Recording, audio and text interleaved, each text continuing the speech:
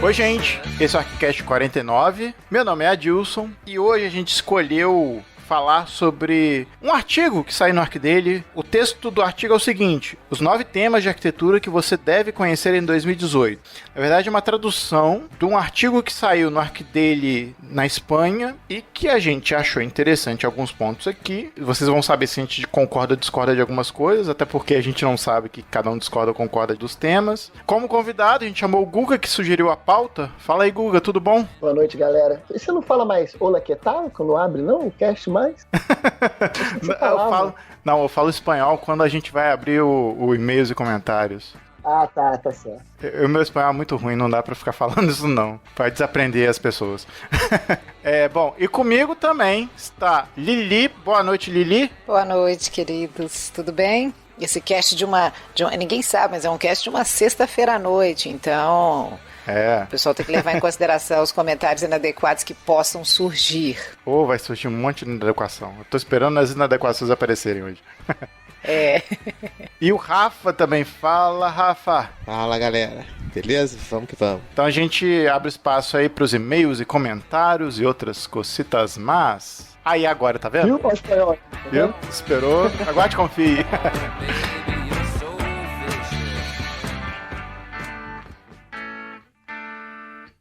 Voltamos para mais uma leitura de comentários e recadinhos. Estou hoje com a Lili.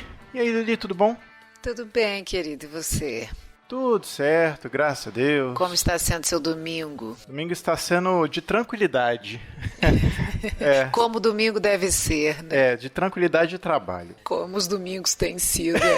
Os meus domingos têm sido assim também. É inevitável, né? A gente consegue fugir da vida aqui. É verdade. A andar, e se a gente não anda com ela, a gente fica pra trás. É verdade. Primeiro, temos que falar pra esse povo como é que eles entram em contato conosco, né? Sim. Pode fazer os comentários direto lá no nosso site, né? Que é o www.arccast.com.br. Pode entrar em contato com a gente pelo e-mail, né? contato@arccast.com.br. O Facebook, né? Nossa página do Facebook, nos procurar pelo nome mesmo, ArcCast. E no Instagram, @ArcCast. No Twitter também, né? Estamos lá. Mas as fontes normalmente de contato mais diretas são ou pelo site ou pelo e-mail, mas estamos abertos aí em diversos canais. Bom, a gente tem alguns comentários lá na página. Isso, a gente tem 2 comentários, né? Eu vou falar primeiro aqui do Vinícius, né? Os comentários são do cast 48, Planejando a Cidade, que foi bem legal, né? Assim, achei que ficou bem legal no final também. Foi legal e pessimista. Fora isso, né? Fora essa questão do balde de água fria que foi, mas ficou bom, né? Eu achei que ficou um cast interessante. Ficou muito bom. O Vinícius Mesquita Martins da Silva, ele fez um comentário legal aqui e diz o seguinte: muito bom o episódio sobre planejamento de cidades. Tudo o que venho aprendendo sobre urbanismo na faculdade, a insatisfação e o sentimento de discordância com o que vem sendo ensinado, agora veio em palavras. Todas as regras e normas estabelecidas não condizem com a realidade brasileira e com os rumos que o urbanismo está caminhando.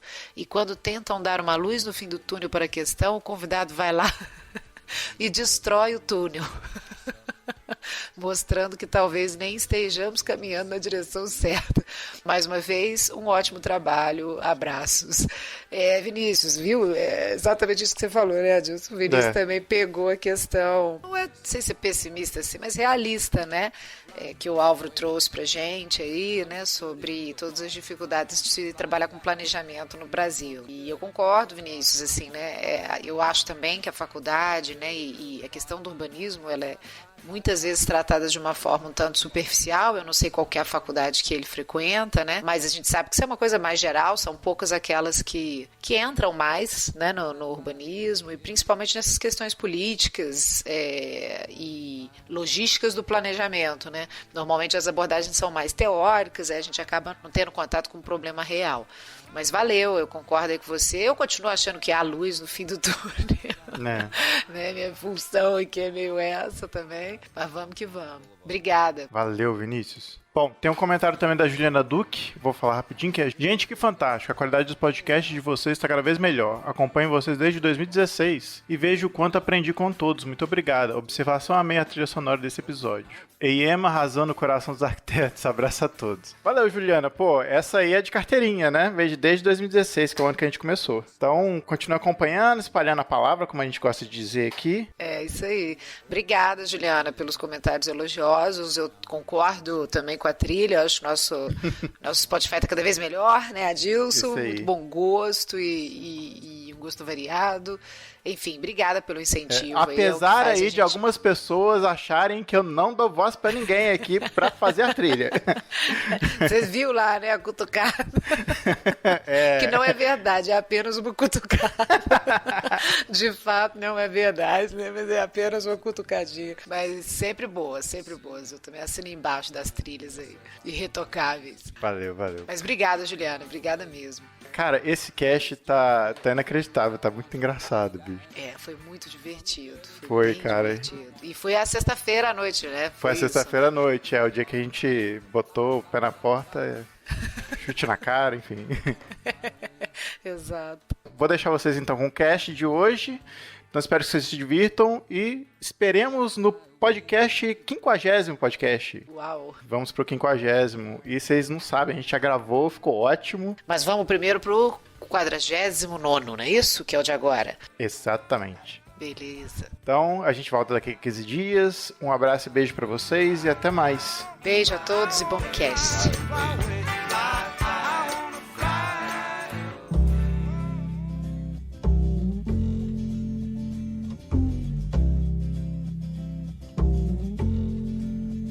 Vou começar aqui então a falar sobre o artigo. Esse artigo saiu no ArcDaily no dia 15 de janeiro, então, apesar dele ser, entre aspas, antigo, ele é bastante atual nos seus assuntos. Até porque eu acho que esses assuntos aqui eles não vão se resolver em um ano. São coisas pra gente pensar no futuro próximo. Ele foi feito pelos editores do ArcDaily em espanhol. Mas vocês vão perceber que outros assuntos abrangem também uma realidade que é mundial, inclusive brasileira. Então tem muitas coisas em comum. Vamos já partir pro primeiro assunto, que é o primeiro tema, que é o seguinte: compreender as formas de habitar dos millennials. Que é uma coisa que ele questiona aqui, porque os millennials têm outros hábitos, têm uma outra forma de enxergar o mundo, e eles enfatizam que é necessário a gente perceber como é a vida dos millennials e como eles vão habitar nas cidades. Quem quer começar a falar aí? Olha, eu fiquei incomodadíssima com isso, como a gente estava falando em off, que primeiro, quem são os millennials? Talvez a maioria já saiba, mas eu eu sei, mas assim, né, fui buscar a definição para o que é essa geração Y, não é isso? Millennials ou geração Y. E parece que qualquer um aí nascido entre 1980 e 2000. Eu sou millennial. Eu sou millennial. Comecei por aí, né? Eu discordo que eu seja millennial, mas tudo bem. Não, aí eu continuei lendo as definições do Sr. Google, entre outros ali e tal, né? Porque também, cá entre nós, não precisa também de uma pesquisa tão aprofundada sobre isso, era só para dar aquela base inicial. Aí comecei a ler, aí fala lá várias outras coisas a respeito dos millennials, na qual eu não me encaixo. O único lugar que eu entro, e mesmo assim, por muito pouco, é no 1980.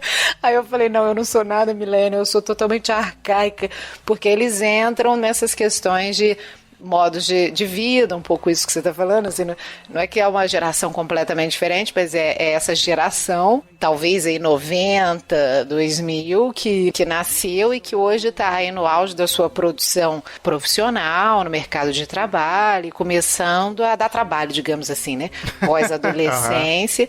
E que começa a interferir, assim, e demandar mais das questões de hábitos de consumo, assim, né, no que diz respeito à questão do habitar, que é o que a pergunta coloca, né, sobre formas de habitar dos millennials.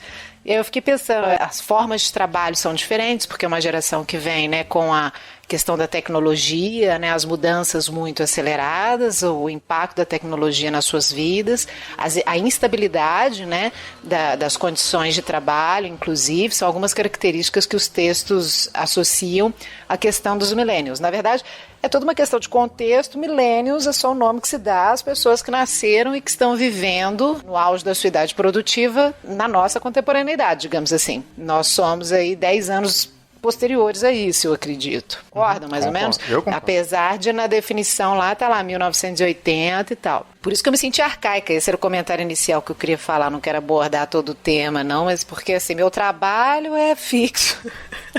Eu tenho uma casa com 2 filhos.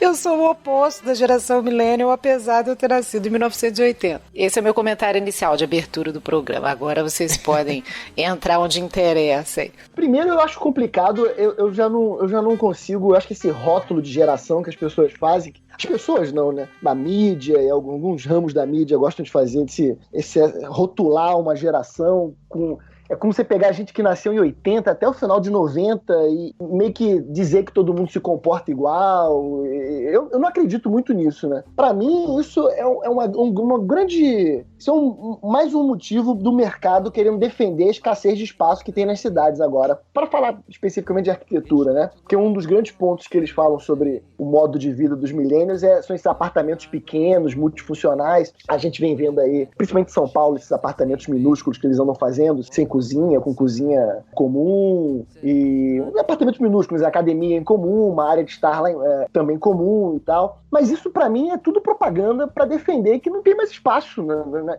Ou que ficou caro, né? Eu não acho que essa geração não queira morar num apartamento confortável, enfim, não queira ter filho. Eu discordo bastante disso. Eu acho que isso tudo é mais forçado a um certo tipo de jovem ou de, não sei, cidadão cosmopolita. Mas eu acho que é um nicho muito menor do que uma geração inteira, entendeu? Então, millennial, geração Y, Z, baby boomers, eu não acredito em nada disso e pra mim isso é tudo balela no Brasil. Pô, principalmente agora no Brasil, porque a gente tá falando de arquitetura, pra poder defender que não tem mais espaço. As construtoras sempre vendem isso como um lugar descolado, que você fica batendo papo com os outros e tal. Cara, não deve ser legal você morar num apartamento pequeno desse, né? De 30 metros quadrados, de 24, sei lá. Não deve ser bacana, né? Não, eu concordo contigo, Guga, sobre essa questão da pressão, né? Essa pressão de mercado e tal.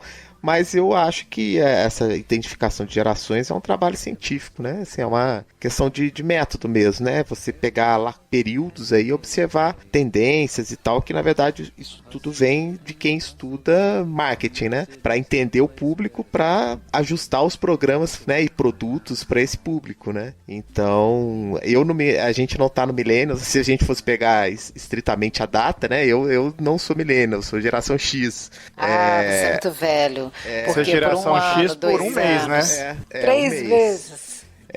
Então, na verdade, a gente poderia analisar as entre-safras das gerações e também cada localidade no globo terrestre. Na Índia, com certeza, essa classificação talvez não faça sentido nenhum, né? Então, mas de certa forma é uma guia com que as pessoas acabam discutindo, vamos dizer assim, visões de mundo mesmo, né? Como essas gerações veem o mundo. E eu concordo que essa geração mais nova tem uma visão de mundo muito diferente aí da galera que nasceu aí na década de 70, década de 60, apesar dessa galera também, a gente, né, finalzinho da geração X, a gente precisou se adaptar a todos os sistemas que essa geração Y já tá toda adaptada. Isso que a gente não tá falando nem nos pós-millennials, que já existem, né, que é os que nasceram aí próximo dos anos 2000, né? São muito jovens ainda. Exatamente. Eles ainda não são consumidores em potencial, mas os millennials sim, né? Que estão aí a partir dos 20 e poucos anos já são consumidores em potencial desse mercado imobiliário. E nesse ponto eu concordo contigo. Eu acho que realmente é um direcionamento para alguns produtos que estão sendo mais rentáveis na cidade.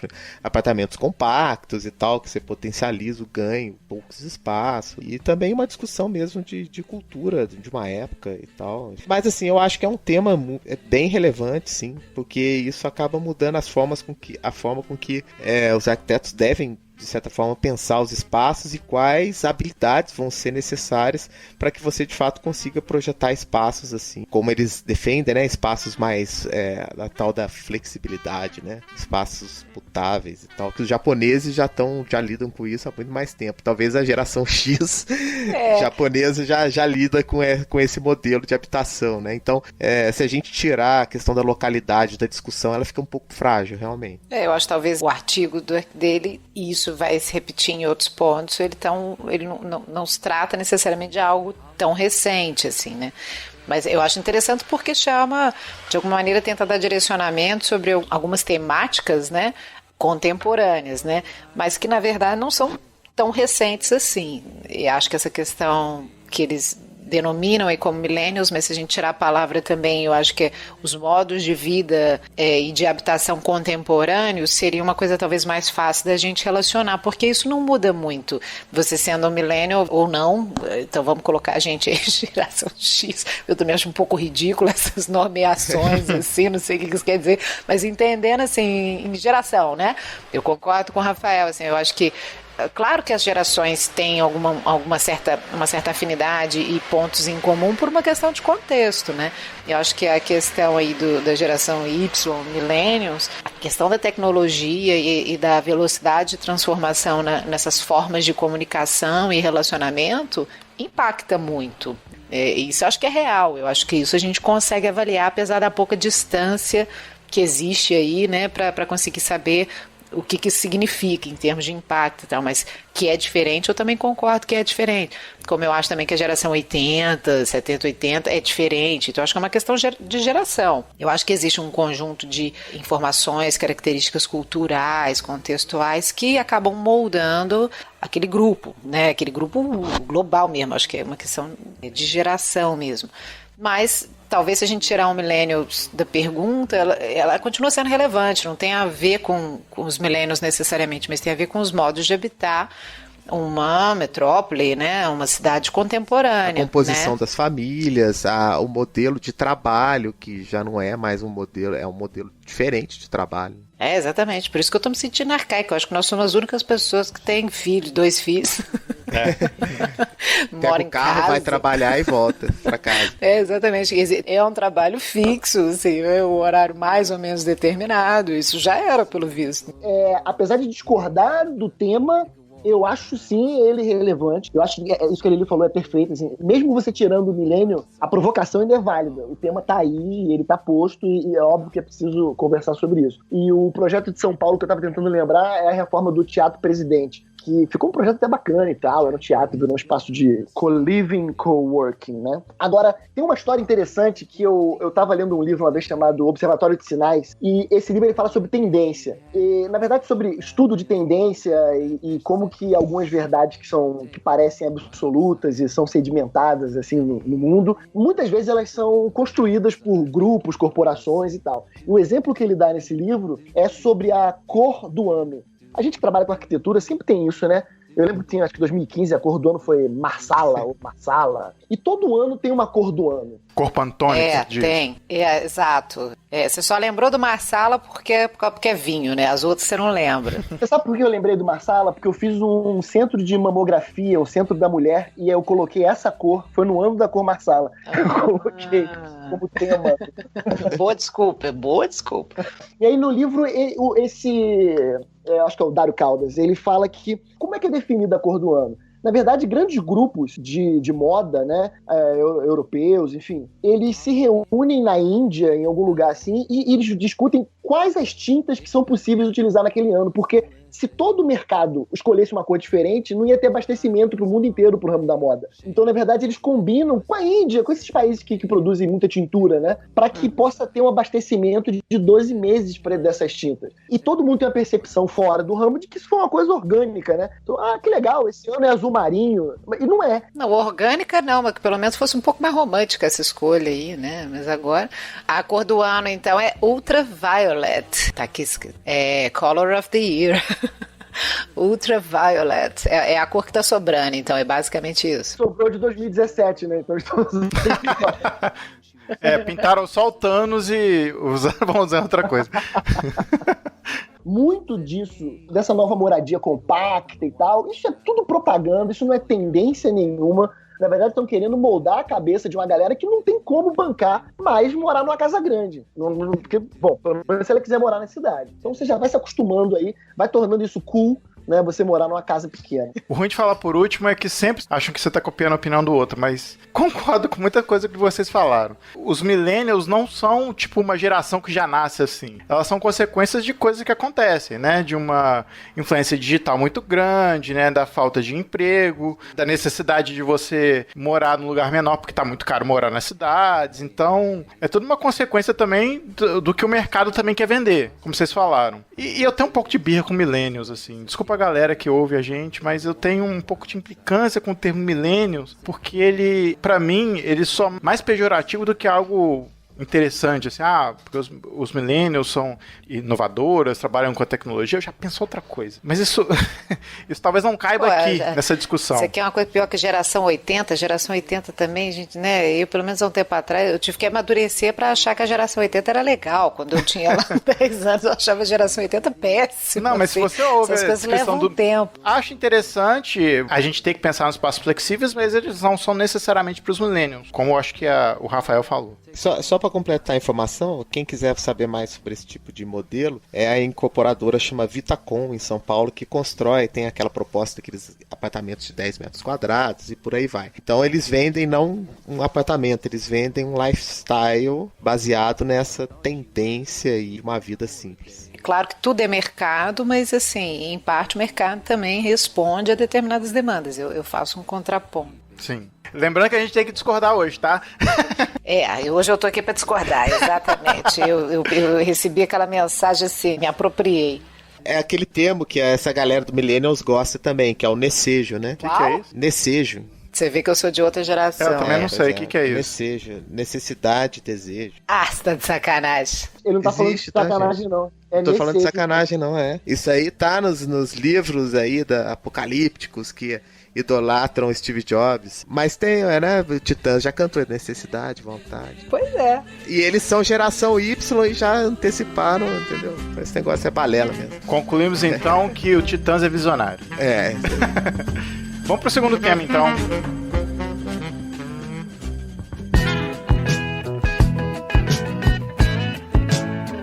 Arquitetos frente à construção de suas próprias obras. A urgência de estar na obra. Eu posso começar? Eu acho que isso é urgente já tem muito tempo. E é interessante ver que isso acontece na Europa também. O ensino da arquitetura hoje ficou engessado num academicismo que não faz muito sentido quando a gente olha para essa afirmação aqui. Os alunos são muito pouco treinados para irem à obra, conhecer como é que se faz a arquitetura, conhecer como é que, sei lá, se assenta um tijolo. Pode ser até meio boboca, se a gente pensar, mas tem que saber como é que assenta um tijolo. Mas, cara, determinadas coisas são importantes entender o processo. Para você saber para quem que você está apresentando a informação. Se você entende como é que o cara começa a assentar o tijolo, você entende que tipo de informação você tem que dar para aquele cara. E no Brasil isso é fundamental, porque muitas vezes os caras que estão lá construindo, muitas vezes eles não entendem desenhos técnicos e começam a fazer a revelia do que eles acham que deve ser. Então você explicar isso melhor, você entender o processo e saber explicar para quem está fazendo da melhor maneira possível é fundamental. E aí, mesmo que você não vá à obra, depois que você começa a fazer arquitetura. Essa história de ir para a obra, ela já tinha que estar na pauta das escolas de arquitetura há muitos anos. O artigo diz que a importância disso é que o arquiteto consiga defender melhor o projeto dele, né? Eu concordo com isso. Quem trabalha aí sabe que a gente já teve essa experiência de perder boas oportunidades de projeto por conta de um engenheiro que não entende, ou não entende ou não quer entender, ou tá muito mais motivado com prazo, enfim. E aí você deixa de fazer, sei lá, um balanço que você queria, ou um pé de direito triplo, sei lá, tô dando exemplo. Mas eu acho que boa parte desse trabalho que o Adilson estava falando tem que ser feito também dentro da faculdade de engenharia, porque o engenheiro não é formado para poder trabalhar com projeto. Ele não tem cadeira de projeto. Então é fácil entender o engenheiro que hoje em dia tá aí, que ele pega a planta baixa, bota embaixo do braço e delega para alguém fazer alguma coisa, mal sabendo o que está acontecendo, sem querer entender o espaço, sem querer entender o que ele está construindo também, né? A formação do engenheiro mostra para ele que a tangibilidade do trabalho que ele está fazendo está no custo e está no prazo. Não está na obra em si, né? Ele não tem orgulho do que ele fez. Ele tem orgulho de ter feito rápido. Ele tem orgulho de ter feito mais barato. Então, o engenheiro é o seu maior parceiro quando você está fazendo o projeto. Esse trabalho tem que ser feito também dentro da academia de engenharia. E aí eu também, como o João Krause fala, meu amigo, né? Já gravou aqui também, eu sou um grande defensor desse currículo comum, 2 anos, não sei. Mas eu acho que deveria ter um currículo comum entre essas duas carreiras, porque acho que todo mundo sairia ganhando. Tem os 2 prismas aí que vocês apontaram, do ensino, né, e dessa interface do engenheiro e do arquiteto. Agora, vou tentar trazer um prisma aqui da interface arquiteto e quem põe a mão na massa de fato, né? O pedreiro, o gesseiro, o pintor. A urgência de estar na obra, talvez ela é menor do que a urgência de você sair da obra, porque são 2 alegrias, né? Uma que começa e na hora que acaba. Porque, realmente, formação em arquitetura, isso que o Adilson falou, desse academicismo, né? Que nasce lá na Escola de Belas Artes e tal, ela contaminou toda a formação, inclusive, do arquiteto modernista, mas esses caras estavam mais na obra, até por conta do material novo surgindo, né? Assim, aqui é a questão do concreto, armado e tal, mas realmente um tempo isso ficou meio distante, né? Então, e agora o mercado tem forçado os arquitetos a irem para as obras, né? É uma experiência até da vida minha, né? É uma forma de você conseguir ter uma melhor rentabilidade que só fazer o projeto, né? Então, isso te põe em contato com uma série de desafios que, sim, passam longe de uma formação acadêmica. Longe, é saber dimensão, saber o que você põe primeiro, né? O que você faz primeiro numa obra, o que faz primeiro, o que faz depois. Isso faz toda a diferença de como você desenha uma determinada peça. Então, isso com certeza é um tema que eu concordo, não é para 2018, né? É um tema que está há uns 20 anos aí precisando ser discutido na formação do arquiteto, dia a dia do mercado de trabalho. Não, eu concordo e vou além. Eu acho que pode ser a temática da obra, talvez ela tenha limitado um pouco a perspectiva da própria pergunta, que é um questionamento da formação, né? Da nossa formação ser muito, de fato, acadêmica, ali, muito teórica, e pouco relacionada com a realidade. Aí eu não diria nem a prática da obra. Eu concordo totalmente, né? Tanto com o que o Guga falou e o Rafael, e eu iria além, assim, porque, na verdade, também você não faz só obra, né? O arquiteto não faz só obra, não faz só projeto, ele não realiza só a construção. Eu entendo que a crítica aqui é no sentido de você estar mais próximo da realidade, dos processos que traduzem o projeto em realidade. Se a gente for pensar em projeto urbano, isso talvez esteja menos relacionado à esfera da construção, do tijolo, do assentamento, mas esteja relacionada ao processo de relacionamento, de saber ouvir, de saber quem é seu público, de estar fora de sala de aula, de estar em campo, né? De estar entendendo os atores sociais. Então, eu acho que dá para fazer uma leitura mais ampla, inclusive, da crítica. Mas por ser o ArcDaily, o foco ser mais arquitetônico, a questão da obra é uma ótima referência primeira, mas eu acho que ela dá para expandir a própria crítica, a formação, no sentido de que ela é muito teórica e a gente precisa instruir melhor e fazer com que o arquiteto tenha contato no seu período de formação aos processos que de fato transformam seus projetos ali em realidade. Sejam eles, né, a construção efetiva, que é totalmente falha, né? Concordo 100%, a gente não tem esse contato, isso é muito distante mesmo, isso não é para hoje, né? Isso é desde sempre.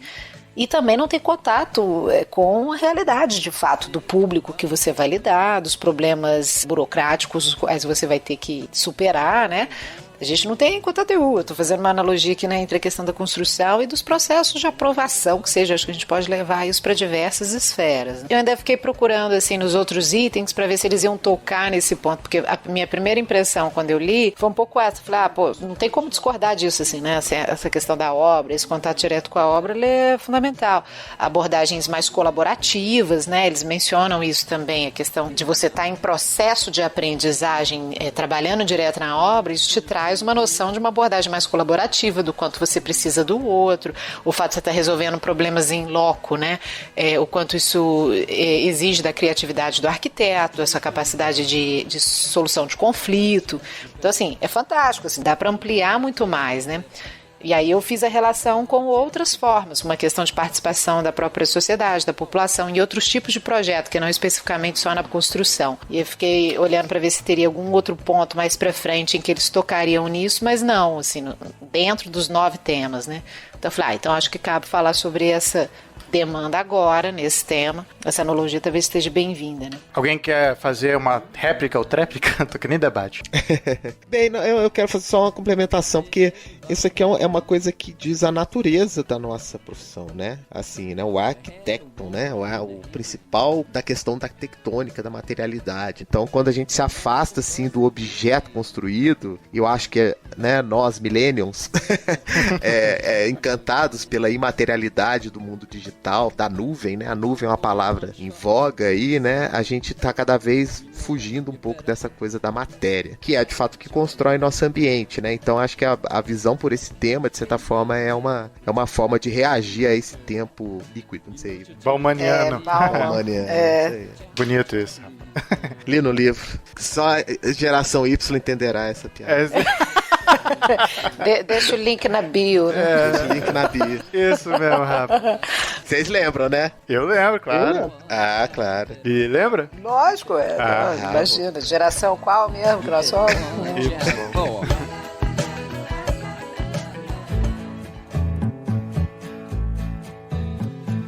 Terceiro tema, o desafio da atual arquitetura em abordar o contexto rural. Não, esse pra mim é o melhor tema, porque realmente eu descobri lendo o artigo e lendo o que o Curras tinha dito em 2016, né, que o artigo cita, né? Eu não sei nada de arquitetura rural. E na faculdade a gente realmente ignorou. Eu passei a faculdade inteira fingindo que não existe área rural, né? Quer dizer, a gente só estudou cidade. E aí quando eu fui ler, é verdade. A gente realmente deixou relegada esses 98%, né, de área habitável do planeta e se concentrou só para pensar em cidade. E não pensamos nada em rural nesse tempo inteiro.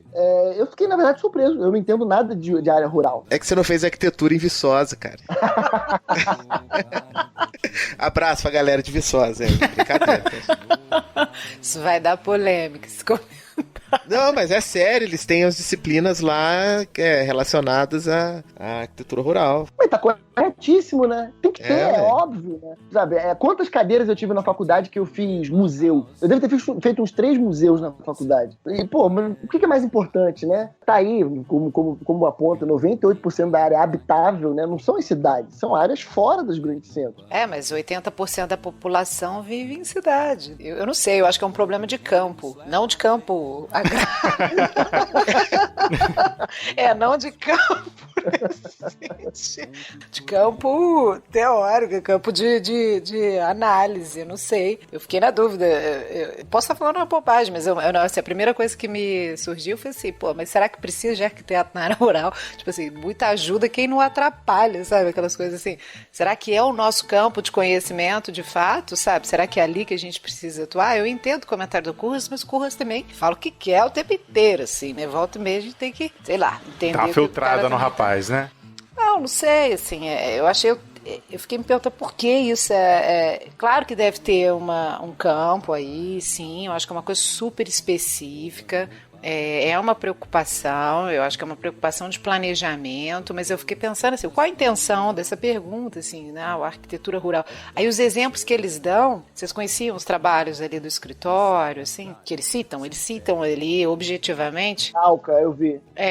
Eu não conhecia, eu vi no artigo. Eu também não conhecia. É arquitetura, né, assim, mas me pareceu uma coisa assim, arquitetura vernacular, assim, um cuidado com os materiais. O que eles citam é um monte de bobagem. Tem um mirante de madeira, enfim, isso é bobagem. Pois é, talvez tenha sido isso. Me induziu uma coisa um tanto superficial, assim, como qual é a contribuição real, assim, né, do arquiteto num contexto rural que a nossa formação dê conta. Ela não dá, assim, não é essa. A gente, a formação do arquiteto é para trabalhar no meio urbano, assim. Eu fiquei com essa dúvida, entendeu? Aliás, eu vou só pegar seu gancho aqui rapidinho, porque esse exemplo que o Arquidei dá, É o Mirador Ponohuacho. Desculpem que eu não tenho o sotaque da Dilson. E, na verdade, é um quadrado. É um cubo, né, de madeira e, tipo, tem uma escada que você pode... É um cubo, literalmente, tá? Quem não tá vendo a imagem, um cubo, né, vazado, você pode ficar dentro, ele é aberto, e tem uma escada que você pode subir e ficar em cima do cubo. A gente, arquiteto, tem um fascínio por esses cubos, que eu já devo ter visto uns 30 projetos desses. A imagem é linda. Um cubo no Alasca. Um cubo de vidro no meio da floresta. Cubo vazado é uma coisa incrível. Incrível, sensacional. É a essência do abrigo, né? Basicamente. Pois é. E aí os caras defendem isso com texto e tal. Tipo, pô, você fica, caramba, um cubo. Eu não pensei nisso. Rafa, você falou já? Não, eu falei não, mas assim, voltando à questão do Curras, o Curras, o cara é sagaz, né? Então ele chegou e falou, galera, eu já falei pra caramba de cidade, eu que disse que as cidades são genéricas, eu que disse que mutations é bola da vez, agora é o seguinte, quando foi todo mundo atrás de mim, eu dei uma esquivada e fui pro campo. Eu acho porque também. É muito aí. Dele, ele é isso, ele é o criador de tendência, será? Pô, total, só porque ele falou, agora nós vamos voltar o nosso olhar pro campo. O que nós vamos fazer no campo? Tem o nome disso, né, criador? Como é que chama? É o trending, como é que chama isso? Tem nome isso, hein? Trendsetter ou não? Tem um nome escroto, que é Spin Doctor. Spin Doctor é quando você tá, na verdade, fazendo uma cortina de fumaça pra um outro assunto. Isso. Você fosse sabichão daquilo, mas na verdade você tá tirando a atenção do assunto que realmente importa, né? É uma palavra que faz millennials ser legal, né? Tinha um filme também que falava Kansas City Shuffle. Eu não lembro qual filme que era isso aí, a manobra Kansas City. Você fala que vai pra um lado e vai pro outro. Mas enfim, só pra contextualizar o Curras. E o seguinte, ele tá preocupado por uma questão. Bem, então tá todo mundo falando de cidade, sobre aqueles espaços que as pessoas ainda não estão comentando, espaços que precisam, de uma certa forma, de uma nova previsão, de uma nova forma de pensar, né? Você não vai pensar o campo de uma maneira que você pensa a cidade, através de zoneamento e sistemas, distribuição viários, né? Então, porque senão você está fazendo o urbano naquilo que precisa ser preservado, né? E eu acho que esse tema é muito importante pra gente hoje, e aí voltando à questão da indução de opinião pública, né? Que o agro é pop, o agro é tech, o agro é tudo, então é preocupante. O agro é vida. É preocupante. Com essa chegada da alta tecnologia nessas regiões mais distantes da cidade, eu acho que o que a gente vai ter é exatamente isso. Não vai ter mais esse êxodo, né, tão acentuado para as cidades, né? Assim, com a internet, com o encurtamento dessas distâncias, eu acho sim que vão ter novos polos mais distantes das cidades que a gente se conhece, né? Melhorando, sei lá, com drone. Óbvio que eu também tô jogando um pouco mais para frente, mas com drone, com internet, vai haver sim um foco maior para essas regiões no futuro. Não, no futuro. Agora. Sim, porque elas vão se tornar mais urbanas e não mais rurais. Ou não, né? Ou elas continuarão rurais e teremos walking cities nelas. Eu vou falar rapidinho, porque, na verdade, assim, eu tô meio que nem vocês, assim, eu realmente não sei porque que esse tema, porque o Curras veio e falou disso, assim, eu acho que ele quer virar tendência mesmo. Não tô falando que não é importante, eu só tô falando que, assim, perto dos problemas que a gente tem hoje com as cidades, esse é um putz, cara, será que realmente a gente deve se importar tanto? Isso deve ser um tema tão importante a ser lidado com isso? Não sei, eu tenho minhas dúvidas. Não, é um tema que tem ficado cada vez mais relevante, isso é um fato, assim, isso tem sido cada vez mais discutido, não porque o Curras falou, né, o Curras serviu aí para exemplificar essa, e o Rafael acho que falou bem, né, o Curras usa, né, o discurso dele, esse poder de conhecimento e essa eloquência dele para o vanguardismo, para apontar aquilo que ninguém não está vendo, e faz bem, né? Acho que é isso mesmo, não é que não se deva olhar, mas eu fico pensando isso, assim, como que o arquiteto hoje atua no campo necessariamente. Mas aí eu vou puxar aqui, daqui a 3 anos eu vou falar assim, ninguém está vendo arquitetura lunar, sabe? Só para gerar, não sei, eu tenho minhas dúvidas, assim, então eu ainda não tenho uma opinião formada a respeito disso, então eu prefiro não tô que nem a Glória Pires, eu prefiro não opinar. Então vamos pensar no tema. O tema é o desafio da atual arquitetura em abordar o contexto rural. Eu acho que é um desafio, realmente a gente está sem ferramentas ferramenta para isso, né? Então ela é um desafio. Então acho que é um tema bem relevante. Eu acho que a gente não tem a ferramenta, não. Eu acho que não. A gente tem ferramenta para pensar a cidade, o campo, não. Eu acho que é um problema de campo, A moça que falou que a gente devia discordar, ela fica felicíssima. Esse cast é homenagem a ela. Como é que ela chama? Eu acho que é uma menina ou um menino? Acho que é uma mulher, não é? Ou não? Nossa, será que eu tô chamando errado desde o princípio? Pera aí, agora eu vou ter que ver aqui. Augusto, é um menino. Augusto. All my life, it's been nobody's like you.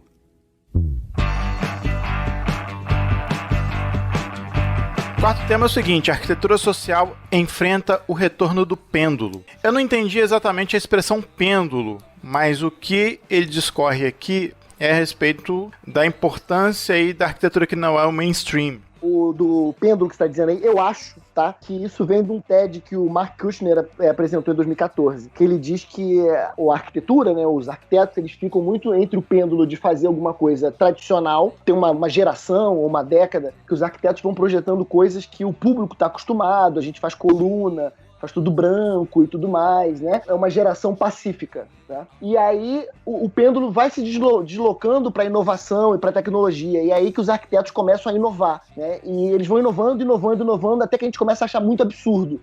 E aí tem um freio, e aí os arquitetos voltam de novo, e é como se eles fizessem agora o pós-moderno, entendeu? Voltam com as colunas, mas elas são coloridas, mas ainda é uma coluna, tá entendendo? Então, tipo, esse é o pêndulo que ele vai dizendo que é o dilema que a arquitetura ela vai enfrentando de geração para geração. Não, cara, eu tenho que refletir, porque essa metáfora aí do pêndulo, ela eu entendi isso que o Guga falou, mas assim, nessa ideia de alternância, né? Alternância de coisas que vão sendo, porque o pêndulo, em tese, você vai de um ponto a outro, e você acaba retornando num tempo diferente, porém para o mesmo espaço. Tô tentando filosofar aqui sobre a noção do pêndulo. Então, na verdade, você volta para lugares, né, seja de pensamentos, de ideias, de ações, tempos diferentes, né, e que, de certa forma, eles estão dizendo que esse pêndulo agora está indo para um outro lado, que é o lado de uma arquitetura social, né. Aí eu discordo até de um pouco, não sei se é por um problema de tradução, porque toda arquitetura é social, né, toda arquitetura é social, se é para a sociedade, toda arquitetura é social. E, primeiro, a noção de pêndulo nos coloca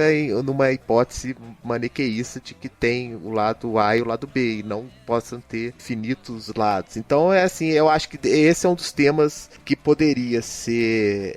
eu acho que ele foi mal desenvolvido e colocado, que a gente pode até mandar uma sugestão pro arqui dele, porque ele fala do Aravena, então, assim, dá a ideia que a gente tá falando aqui para uma arquitetura de baixa renda, né? Daí fala assim, claro, a arquitetura social não é a cura universal, nem mesmo a única expressão válida na disciplina, né? Aí fala do Montaner. Retorno ao pêndulo, né? Então ficou confuso isso aqui, não sei se foi um problema de tradução. Então sabe o que eu acho? Parece, a impressão que eu tenho é que tirou isso de algum outro texto, você não ficou com essa impressão, não? Parece que esse texto é um recorte de um texto que explica muito mais coisa. História e camada emocional. Aí finaliza, embora a arquitetura social explodiu reagindo ao academicismo local e a atitude estética da monopolizar os nossa, é confuso, né? Eu acho que saiu de algum outro lugar, entendeu?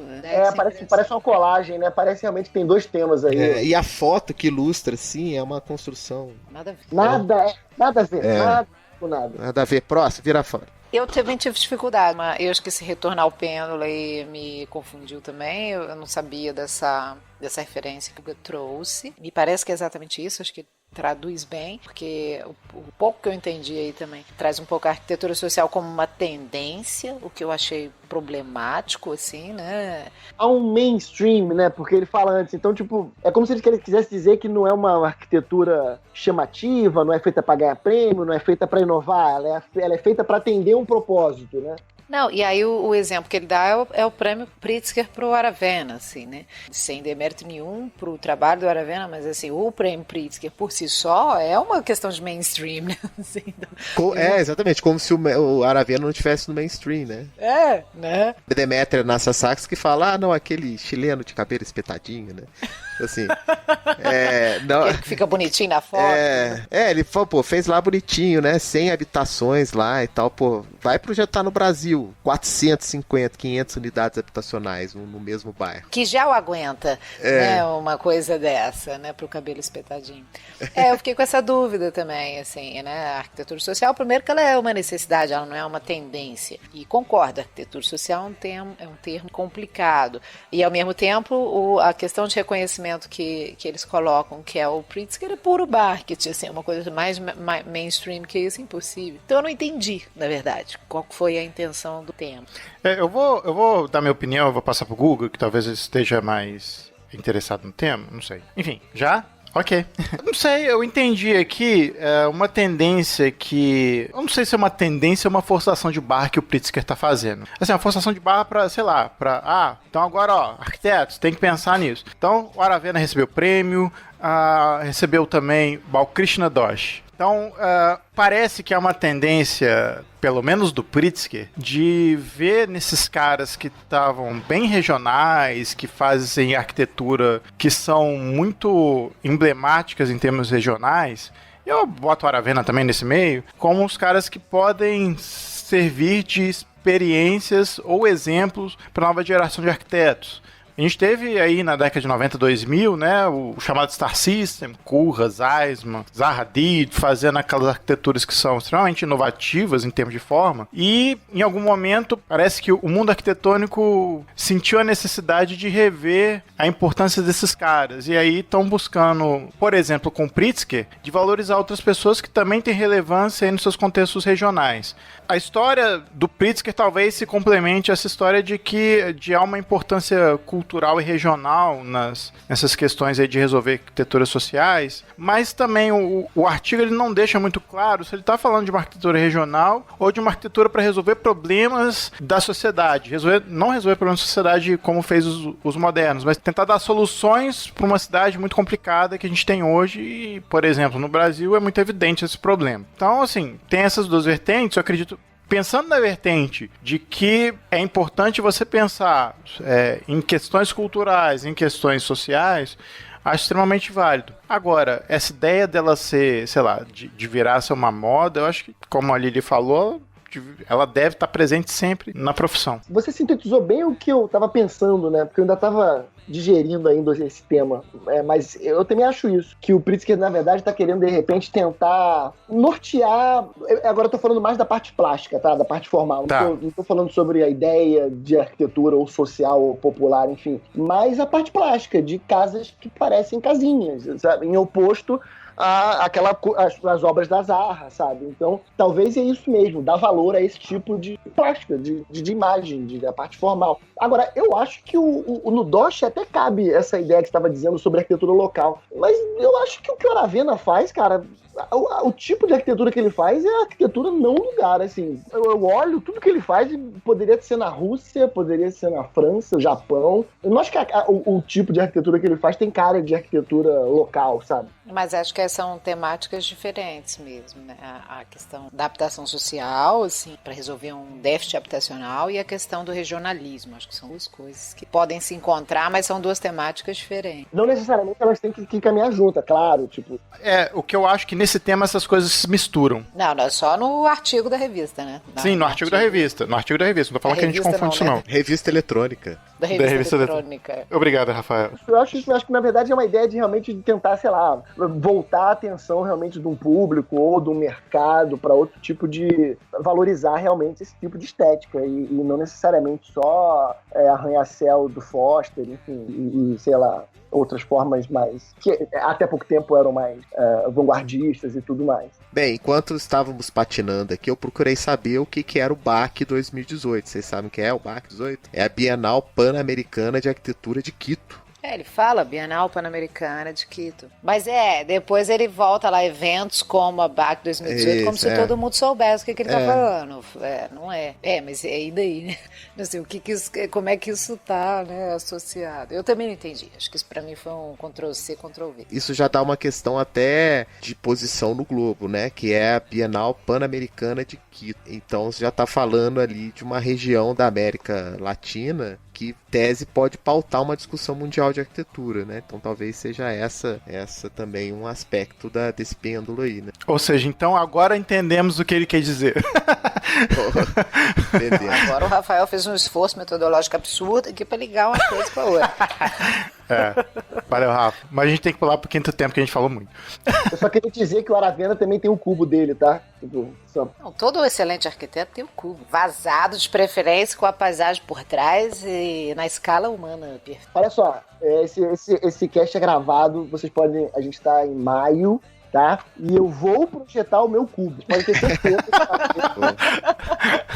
Vou projetar o meu cubo. E cobra Ok. o meu cubo, tá? Ok. Próximo cast a gente vai perguntar pra você se você já fez seu cubo. Tá muito cedo, tem que estar edificado. Vou tirar foto de terno e preto nele, entendeu? Deveríamos construir coisas que são únicas, né? Aí o cubo.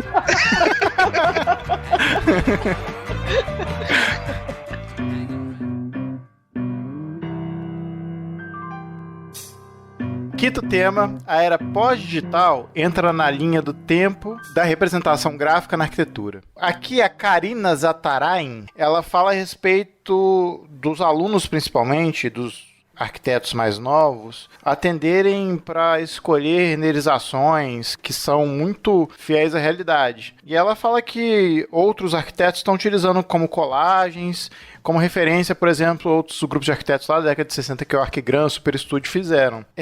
A respeito dos arquitetos prestarem mais atenção em outros tipos de representações, sem utilizar necessariamente os novos modelos aí, como Lumion, V-Ray e etc. Traduzindo, na verdade, o seguinte: as ferramentas disponíveis, elas são tão múltiplas agora que é bobagem você tentar representar a arquitetura com essa hiperrealidade dos programas de renderização, né? Então a possibilidade de você fazer inserções de vídeos e 3Ds em vídeos, colagens, dá esse grau, assim, vamos dizer assim. Tem um pouco a ver com a questão do tema lá de cima da materialidade, né? É uma maneira de você representar a sua arquitetura de uma forma menos tectônica, né? Mais poética e tal, e mais lúdica. E eu acho que isso é uma necessidade de uma época que está conectada com essas coisas mesmo. A gente imagina que os arquitetos neoclássicos, né? Eles representavam a arquitetura bidimensionalmente, né? Com plantas e fachadas, e pensavam a arquitetura dessa forma, né? A arquitetura hoje é pensada com essas... o concurso que a gente participou recentemente, né, no júri, mostra muito isso, né? Mais importante do que às vezes uma solução arquitetônica de projeto é como você comunica uma imagem, uma feição dessa arquitetura. Eu gosto muito desse termo feição. E esses recursos permitem você criar uma feição. Acaba sempre até virando uma identidade do próprio escritório daquele determinado arquiteto de apresentar a sua obra, né? Então o Tchumi é um cara que trabalhou muito nessa linha, né? Com os estudos que ele fez sobre diagramas, também o Henrique Miralles, né? Como eles evoluíram a arquitetura deles através dos desenhos à mão, dos traços mais livres e tal. Os próprios alunos, por exemplo, em graduação, pela tecnologia que eles têm disponíveis, eles são capazes de produzir materiais, né, com um conjunto de diferentes matrizes de representação fantásticos, né? Assim. Mas isso não é pós-digital, né? Minha crítica é um pouco ao título, de novo, aí. A era pós-digital entra na linha, né, de tempo da representação gráfica na arquitetura. Isso é sempre um problema, esses nomes, né, que a gente dá e tal. Eu entendo o que eles querem dizer no artigo, que é isso que o Rafael colocou. É o pós-render, né?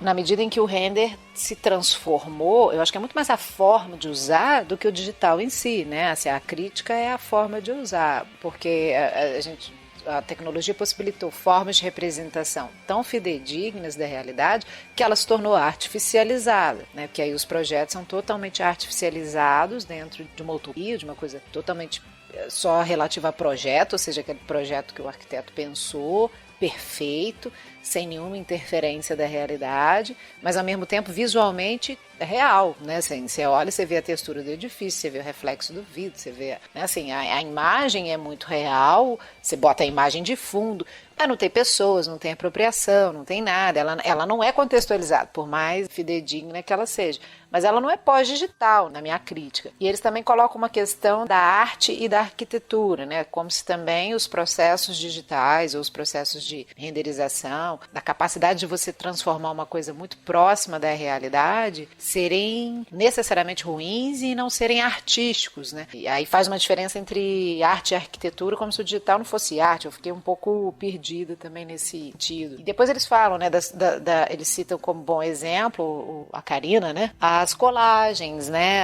Esse mix na verdade, de formas de representação. Então, o que ela está defendendo, no final das contas, é um mix de formas de representação. Você conseguir usar o que a tecnologia te dá, mas ter o suporte também. Não ficar preso àquela precisão que a tecnologia te permite, né? Que é de retratar a realidade exatamente como ela é. Mas eu não sei se isso é pós-digital, sabe? Fiquei com essa dúvida aí, porque a chamada aí do tópico me gerou uma certa angústia, assim, porque para mim é digital de qualquer forma, assim. Agora, a forma como a gente se apropria disso é que é diferente, né? O hiperrealismo, ele não é necessariamente, não é artístico, entendeu? É porque a gente sabe que na arquitetura ele é um problema, porque a forma como é manipulado distancia as pessoas do objeto real, porque a gente vê isso como um problema, mas... Não sei se estou viajando muito, mas entende? Acho que o tema também é difícil. O texto faz a gente também, pelo menos eu tive essa impressão, a achar que a autora está querendo dizer que há um certo romantismo com o papel e o desenho, como se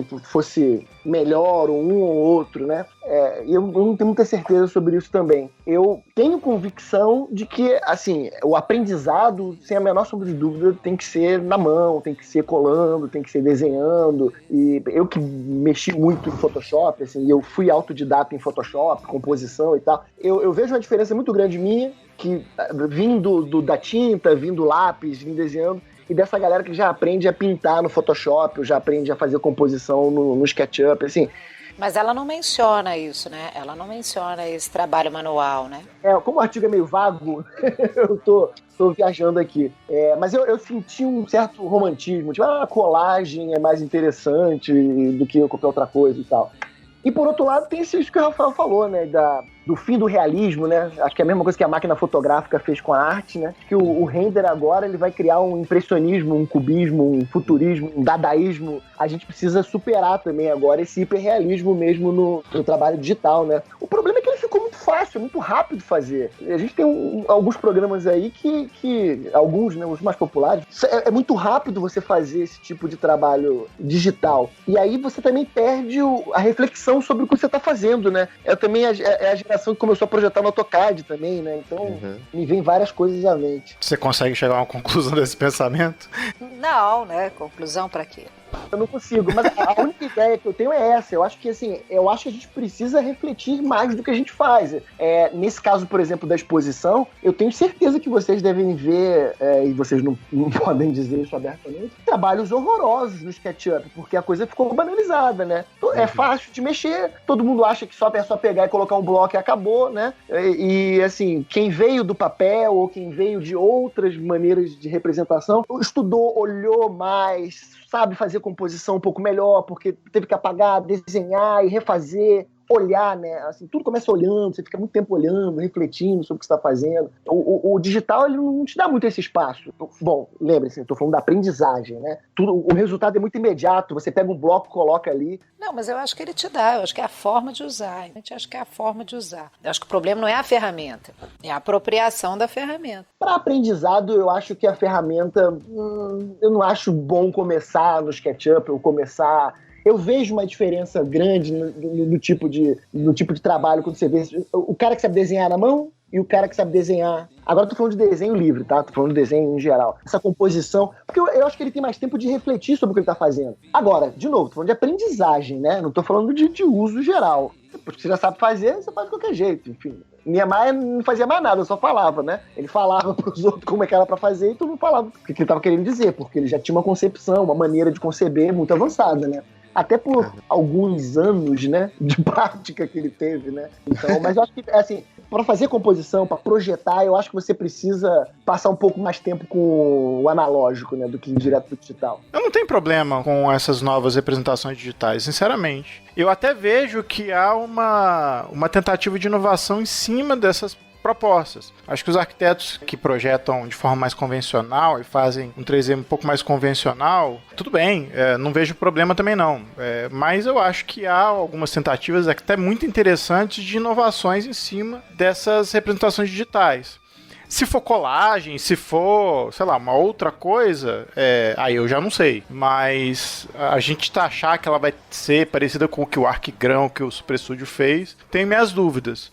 Mas eu acho que o caminho sempre esteve aberto a qualquer um poder fazer aquilo que te dá vontade. É claro, existe uma tendência da maioria dos arquitetos utilizarem imagens hiperrealistas. Mas eu não vejo isso necessariamente como um problema, como uma coisa a ser superada, sabe? Eu vejo que, alguns arquitetos estão antenados em representar muito bem, de outras formas, como pode ser arquitetura, né? E isso, como o Rafael comentou, né, do concurso que a gente participou, eu vi bastante essa diversidade, essa tentativa de, né, você, como dizem os americanos, push the envelope, né, que é você arriscar de alguma forma, assim, arriscar no bom sentido, né, para tentar representações diferentes. Eu vejo isso como algo positivo. Tentando fechar um pouquinho aí essa questão do tema, é a questão que eu tinha citado to me lá, da questão da experiência dos diagramas, né? Então, que é uma temática atual, né? O Montaner, acho que é o último livro dele, né?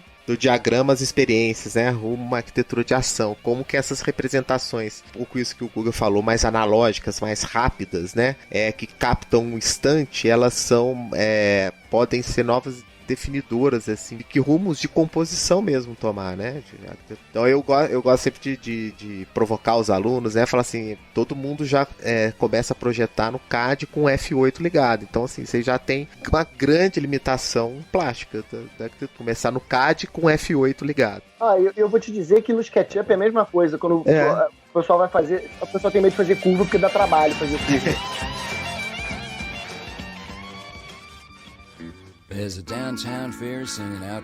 Sexto tema, arquiteto político. A criatividade enfrenta as normas e o futuro das cidades. Bom, ele está falando aqui da necessidade do arquiteto ter um papel político maior. A gente conseguir atuar mais na produção do espaço urbano. Eu acho que esse tema é até meio antigo, assim. Nossa, os arquitetos brasileiros, assim, Hermínia Maricato, Raquel Ronick, o próprio Jaureg, eles falam disso há muito tempo, né? Que essa atuação política do arquiteto, ela precisa existir, porque senão a gente vai ter problemas com a nossa profissão mais pra frente. E a gente tá vendo esses problemas acontecerem dia a dia. Acho que concordo.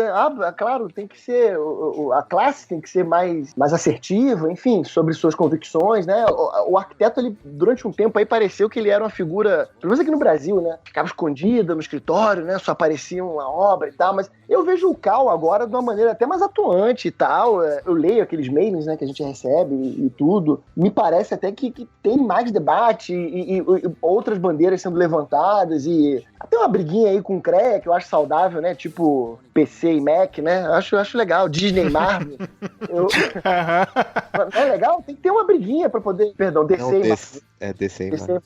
Tem que ter uma briguinha dessa para poder as opiniões aparecerem e mexer com as vaidades e com as paixões das pessoas. Uma dúvida que eu queria levantar aqui, até para vocês, assim, isso pra gente aqui que é brasileiro é notório, da necessidade do arquiteto exercer essa política. Mas a minha dúvida é assim, de que forma a profissão em si, ela pode dar uma virada no jogo? Será que o Cal vai poder responder isso há alguns anos? Será que é a academia que tem que inspirar os alunos a respeito desse assunto? O que vocês acham? Porque ao mesmo tempo que é latente essa necessidade, há uma dificuldade enorme nossa também de lidar com isso. Na medida em que o nosso métier não está tão ligado à política assim, apesar dele ser necessariamente... O que você acha? Todo arquiteto é político, acho não, que mas aí se você considerar todo mundo na sociedade exerce uma ação política. Não é porque o arquiteto... Porque somos cidadãos, mas o arquiteto, além de tudo, tem o know-how técnico para intervir na realidade urbana, mais que talvez outros cidadãos de outras esferas. Então, todo arquiteto ele é político, mas eu acho que é um problema da formação. Deveria ser político, mas ele não é formado para isso. Mas uma crítica que eu faço, de novo, hoje eu tô espetáculo. Como é que chama o menino mesmo? Augusto. Então, Augusto, visando aí a seu comentário, com o qual concordo e tal, e tentando ter uma visão mais crítica, expor mais criticamente algumas coisas. O tema também, o item 6 aí, ele coloca: arquiteto político, a criatividade enfrenta as normas e o futuro das cidades. Então, eles também estão falando especificamente de um arquiteto político com relação à questão da normatização na arquitetura e no urbanismo. E eu entendo a ação política vai além da normativa, né? Vai além da questão de você interferir criativamente nas leis. Eu acho que é um artigo super pertinente, tá? Eu acho que ele está tocando num ponto fundamental, que é a questão da legislação de uso e ocupação do solo. As normas que eu acho que ele está falando, no caso das cidades, tem a ver com uso e ocupação. No caso dos edifícios da arquitetura, vai ter a ver com os códigos de obras e tal. Mas, enfim, está falando dessa esfera normativa que é uma função do arquiteto e a qual ele assume muito pouco. E ele está associando isso a uma questão política. Eu concordo, ela é política e a gente não é preparado para isso e esse nicho não é aproveitado pelos arquitetos, e acho que isso é um problema da nossa profissão e acaba sendo um dos problemas da cidade por a gente não assumir isso. Mas eu acho que a ação política do arquiteto vai muito além disso, entendeu? Essa é a minha crítica, apesar de achar o item fundamental. E eles colocam até, acho interessante, a questão da criatividade enfrentando as normas, que é isso mesmo, assim, né? Porque a norma, na verdade, ela não é um problema, né? E na formação, e quando você está projetando e tal, a norma parece sempre um empecilho, um impedimento, um limite, como se fosse algo negativo, né? E, na verdade, a gente tem que entender que a gente está do outro lado do balcão, como diz o Álvaro Giannini, nosso amigo, né, arquiteto, que a gente faz as normas, né? O arquiteto, ele tem a condição técnica de legislar sobre o uso e ocupação do solo. Se ele não fizer isso, quem é que vai fazer? Então, eu concordo com a colocação, mas a ação política do arquiteto vai muito além da normativa, né? Aí eu cito também os nossos órgãos de classe, a participação dos arquitetos nos debates sobre a nossa formação, a nossa participação no CAL, como o Guga colocou, no próprio IAB, porque o CAL é um órgão fiscalizador, né? Assim, ele regula e fiscaliza mais do que qualquer outra coisa, né? O IAB é um instituto formado pelos arquitetos, né? Assim, para os arquitetos. Então, ali os debates deveriam ser mais fecundos, né? Então, acho que vai além. Acho que o arquiteto político é uma figura muito além do que o item aí propõe. Mas eu concordo 100% que a normativa, a legislação e tal, tem que ser um item que o arquiteto precisa encarar cada vez mais. E como as cidades estão caóticas, a gente está vendo por quê, né? A gente está começando a se perguntar por quê e é óbvio, né? A gente não forma ninguém que consiga lidar com isso minimamente. A gente pode dizer de cadeira, eu acho. Completando essa questão que a Lili colocou, eu acho interessante a primeira frase, né, que fala assim: quantas experiências criativas na arquitetura latino-americana estão sendo geradas fora das normas. Porque a norma, e só estendendo talvez um pouco essa questão das leis, né, as leis, elas existem para restringir e proibir, não é? Então, assim, se a gente imagina uma sociedade ideal, onde todo mundo tem bom senso, você não precisa de nenhuma lei. Você não precisa restringir nada, porque as pessoas, né? Então, você não pode andar na contramão. Então, se você anda na contramão, você leva a multa. Você não pode construir até... Sua edificação não pode avançar 3 metros, né, em cima do recuo. Então, se você vai lá, constrói, você vai lá e é multado. Então, as leis, elas servem... Você não pode andar pelado no meio da rua, né? Porque você então, vai constranger as pessoas.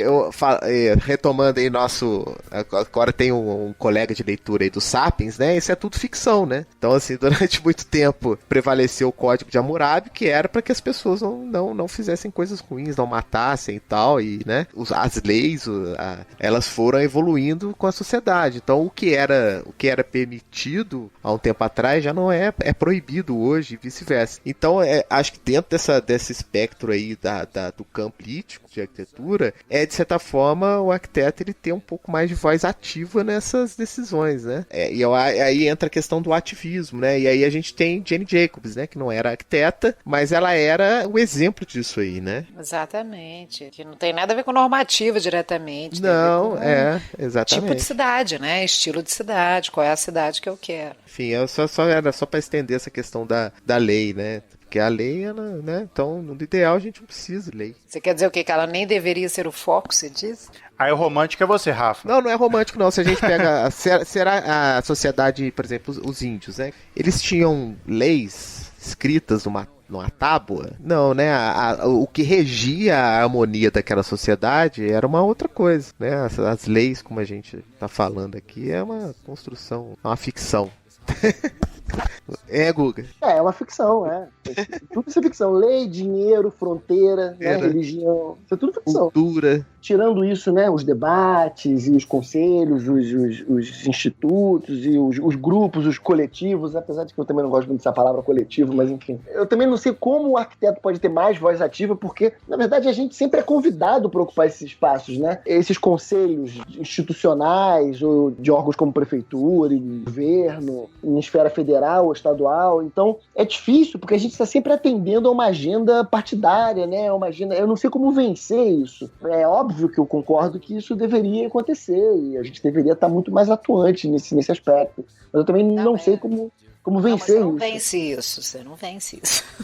Não, porque essa batalha já tá perdida. Já.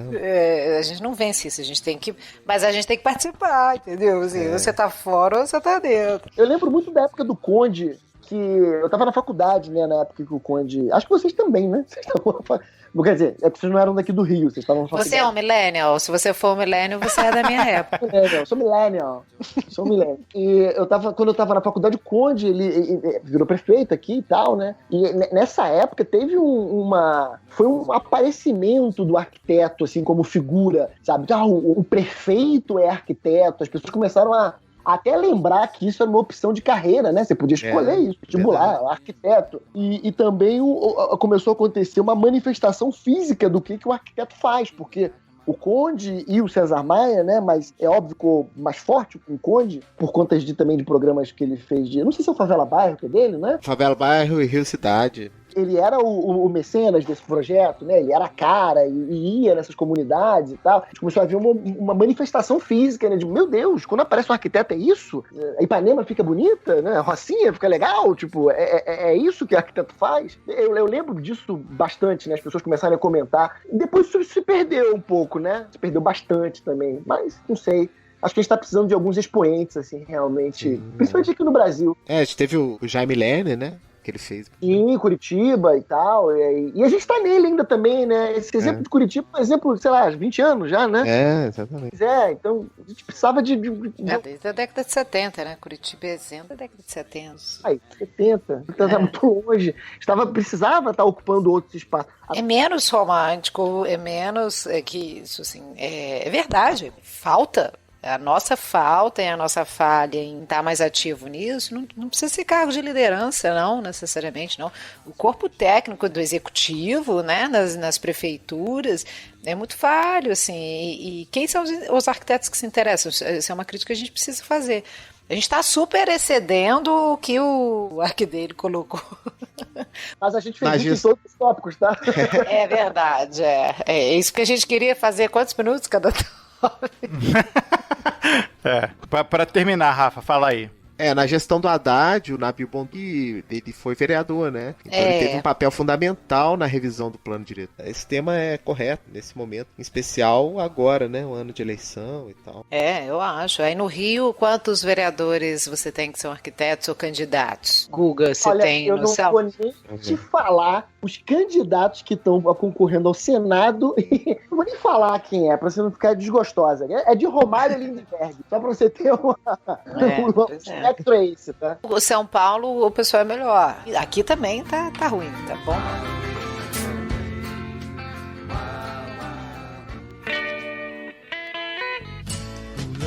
Bom, sétimo tema, a revanche das mulheres na arquitetura. O assunto aqui, fala justamente da inserção da mulher aí, não só no mundo da arquitetura, mas também que extrapola aí questões da sociedade, tendo voz ativa, buscando o seu lugar de fala, comum se falar hoje em dia. Eu começo só indicando já o cast 16 que fizemos, né, sobre o coletivo Arquitetos Invisíveis. Uma coisa também que eu ia comentar é que vários temas foi proposto pelo artigo, a tivemos cast sobre esses temas. Aqui cast é tendência também, é agro, é pop, é tech. Eu começo então abrindo a porta pra Lili, dando cast e passando a palavra pra ela. Putz, eu tenho uma certa dificuldade pra falar sobre esse tema, porque eu sou feminista, toda mulher é feminista. O feminismo veio pra ficar, de fato. Eu enquadro a questão das arquitetas terem mais voz e as mulheres terem mais voz de uma forma geral, mas você sabe que eu fiquei refletindo sobre isso, lendo, eu continuo achando que os trechos que eles separaram, assim, para falar um pouco sobre o tema, complicados, então não vou me pautar tanto pela temática aqui proposta pelo arquiteto, que é a revanche das mulheres na arquitetura, e que eu fiquei com a mesma impressão da questão da arquitetura social de ser um tema que estava muito mais abordado em algum outro lugar, e eu acho que eles pegam isso como links, assim, de referências para a gente refletir, eu acho que é mais isso, né? E é lógico que esse é um tema que veio para ficar, e esses movimentos todos reforçam isso, mas não é de hoje, isso é de muito tempo. Mas, de fato, acho que essa questão feminista, movimentos feministas, até por uma questão muito mais pela notoriedade que os problemas ou alguns escândalos tiveram do que a própria causa em si, né? Isso trouxe uma certa notoriedade ainda maior e recente agora, nesse início de ano. Mas a causa é muito mais antiga do que isso. Mas eu queria trazer uma contribuição, não daquilo que falta para as mulheres, porque isso é sabido, e eu acho que isso tem que ser batalhado em outras esferas, meu papel que não é esse.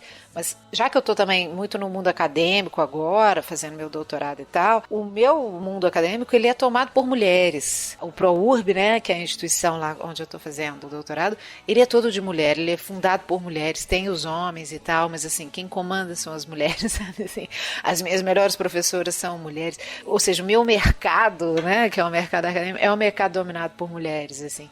Eu falo isso com orgulho. Outro dia eu estava até conversando com meu marido, então ele falou assim, mas é engraçado, porque ao mesmo tempo que a mulher reclama do machismo, você está aí super valorizando o fato do seu ambiente ser só de mulher. A mulher, é verdade, porque a gente está também tão na desvantagem, né, que a gente precisa, sim, reforçar o reforço positivo, né, assim, das coisas positivas, mesmo que elas sejam convencionais. Deveria ser normal, mas não é. Então, a única coisa que eu tenho para dizer é que eu acho esse um tema, lógico que ele é pertinente, eu não vejo o menor perfil de vingança ou nuance de vingança nisso, pelo contrário, é uma questão de igualdade de direitos, simplesmente. Eu encaixo a questão das mulheres nesse ponto. E reforço esse meu ambiente, talvez um ambiente privilegiado, que na verdade é tomado e administrado e, sabe assim, capitaneado por mulheres. Então, acho que eu sou uma privilegiada aí, né? Bom, o Lili já falou boa parte do que eu acredito também nisso, né? Assim, eu acho que é preciso reconhecer que é avanço, né? Como ela estava dizendo, ela tem um departamento inteiro chefiado por mulheres e tal. E eu acho que não é preciso também falar certos conflitos que não existem. Assim, a arquitetura sempre foi um espaço bastante democrático para a presença feminina. Bom, óbvio, eu sou homem, enfim, pode haver qualquer tipo de crítica em cima. Ele não é porque o mundo não é, entendeu? Não é porque a arquitetura é machista, é porque o mundo é machista, não é necessariamente da arquitetura, na minha opinião. Na arquitetura, especificamente, eu sempre achei, até pelo conto do artigo, né, para falar sobre a revanche das mulheres, a gente sempre teve mulheres com bastante, não representatividade, mas com trabalho reconhecido e respeitado, e para mim isso sempre foi senso comum na arquitetura. Como em outros espaços também, como videogame, também outros espaços que sempre teve mulher e nunca teve problema e tal, mas aí por conta de outros escândalos e outras denúncias em outras esferas, acabam trazendo, foi o que você falou, né, o assunto, a causa em si é menos importante do que acontece gravitando em torno daquilo. Eu também discordo bastante dessas pesquisas de salário, que mulher ganha menos. Raramente eu vejo alguma que é realmente bem fundada, quando você vai ver os dados. Não, mulher ganha menos, não sei, não tem essa dúvida. Eu tenho essa dúvida, sinceramente, porque até hoje os números verdadeiros, enfim. Aliás, tem um livro, acho que eu fico o nome, que não sei se é o primeiro ou se é o segundo, que ele levanta números da década de 90 e não é que ele justifique, mas ele mostra por que esses salários são diferentes. Enfim, ele pega a medicina, mostra que as mulheres escolhem carreiras que ganham menos em medicina, né, dermatologia, enfim, e homens escolhem cirurgia, etc. Ninguém escolhe ganhar menos, imagina. Eu vou ter que discordar, né, se a gente for entrar no assunto de feminismo. Isso são os dados do Ficonomics. Eu só concordo. Eu realmente acho que mais homens escolhem ser cirurgiões do que dermatologistas. Esses são os dados. Só entrar na Associação Brasileira de Medicina, tem mais mulher que quer ser dermato, alergista, enfim. E aí isso pesa. Quando você pega o cômputo dos números e você joga no bruto, parece que é menos, enfim. E ele mostra que se você for no McDonald's, todo mundo que é caixa ganha o mesmo salário. Se você for num departamento de caixa de banco, todo mundo que é caixa ganha o mesmo salário. Mas enfim, esses são os números, tá aí, estão para ser procurados. Eu sou um pouco cético em relação aos números. Mas eu não sou cético em função da realidade. É óbvio que a gente tem assédio e opressão. É evidente que eu reconheço esse tipo de coisa. Mas como a Lili falou, eu acho que é preciso também reconhecer os avanços, porque há avanços, né? A gente já passou, estamos em 2018 e tem avanços em certas áreas, e criar coisas artificiais só para poder gerar uma pauta, eu não sei, enfim. Não, eu acho que não é que já passou, não acho que seja um tema artificial, mas é um tema que não é específico da arquitetura. Então eu acho difícil localizá-lo dentro de 9 itens característicos de arquitetura. Eu não saberia dizer isso dentro da nossa área, entende? Uhum. Que é diferente dos outros temas, que são temas específicos. Vou dar meu pitaco. Como ele é um macro tema, tá em todos os campos, ele tá é na arquitetura, é na política, é na medicina, Eu acho que é só interessante destacar uma coisa que eu tenho para falar. Concordo plenamente, a gente já fez um cast sobre isso, mas eu acho que há de destacar aqui, por exemplo, a presença da quantidade de mulheres arquitetas se formando nas universidades, né, comparado aí a quem tem destaque no mundo da arquitetura. Que aí você vê que a comparação é humilhante, assim. Você vê muito mais homens tendo destaque do que mulheres. E a gente sabe que tem muitas mulheres atuando no campo da arquitetura e que não são reconhecidas. Realmente, há que se rever, né, para onde a gente está olhando, e se a gente não deve realmente rever nossos conceitos em relação à visibilidade que as mulheres precisam ter. E só a curiosidade que a gente levantou no cast, né? A gente até meio que chegou na conclusão. Destaque tem. O que não tem é a visibilidade, né? A visibilidade, né? Então, lembra da nossa querida Darlene? Lembra, Lili? Qual Darlene, não? Reprisando a novela agora, a celebridade, a Darlene queria ser famosa. Ela queria visibilidade, ela queria... Rafa sempre puxa celebridade. Claro. Não, o Rafael é difícil, porque eu não sei se ele está falando de uma mulher grega, de Homero, ou da novela do Manuel Carlos. Ele me confunde. Você não sabe se ele está sendo populesco ou erudito, né? Ele vai do pop ao erudito na mesma frase. Enésima potência. Essa Darlene não é aquela. É o 20º canto da Odisseia. Tá lá, Darlene. Essa Darlene é a de celebridade que você tá falando. Mas fala, me lembro da Darlene. A Darlene era Débora Seco. Débora Seco, isso aí. Lembra? Quero ser famosa. Lembrei. Quero ser famosa. Lembra? A gente até brincava sobre visibilidade, sobre a questão...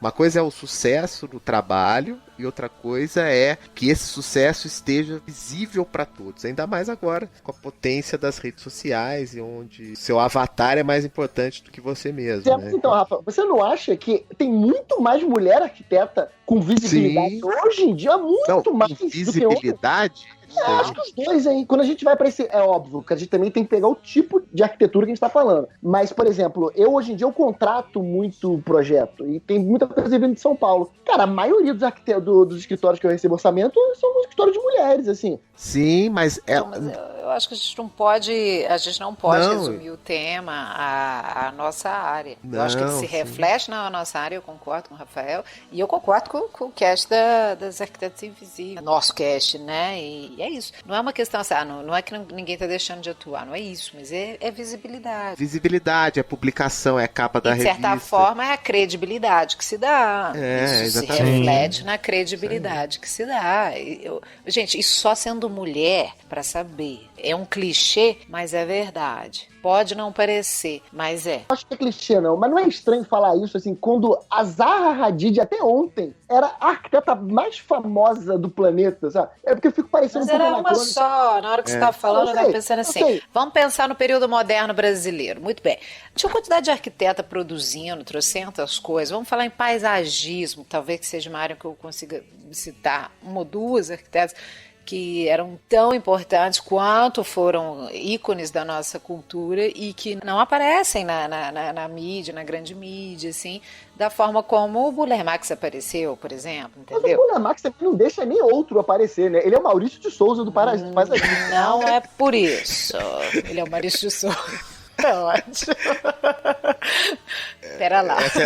Isso é um elogio ou uma crítica? Porque o Maurício de Souza, ele monopolizou o quadrinho brasileiro, né? Só tem Tá, ele. mas ele tá tirando foco.